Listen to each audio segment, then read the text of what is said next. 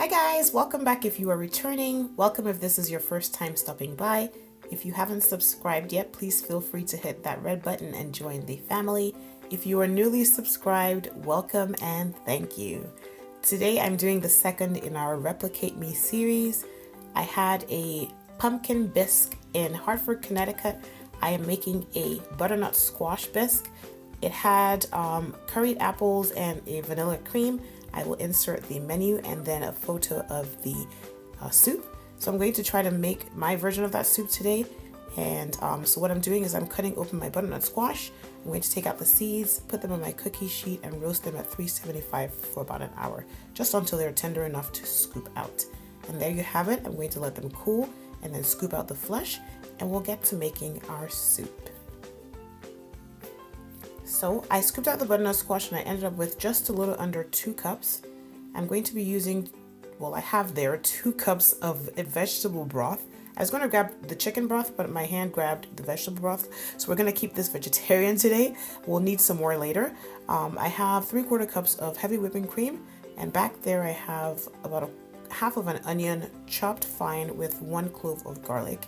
I'm going to add all this to my pot, and what I just want is for my onions and garlic to get tender so I can blend them. If you don't have a hand blender, which is what I'm going to be using today, you can pour this into your regular blender and blend it until it's smooth.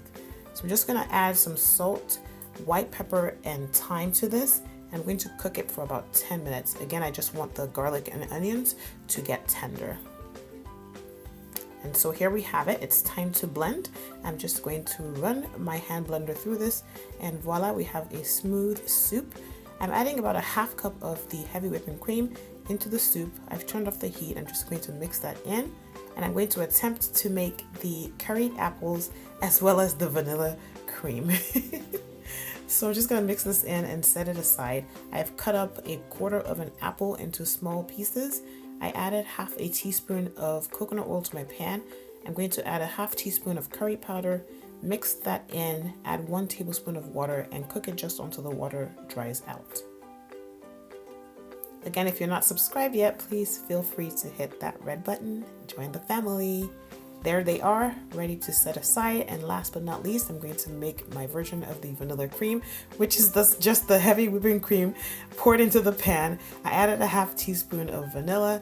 I'm going to add a half teaspoon of cornstarch, and I'm going to whisk that in and just cook this until it boils up, and we'll be ready to plate our soup. I'm sure I'm not going to do a good job of plating it like they did, but it tastes just as good, if not better. So the soup's served, the apples on top, and the cream to finish it off. Give this a shot, guys. It's really easy, but it was really, really, really delicious. I'll catch you in the next video. Bye-bye.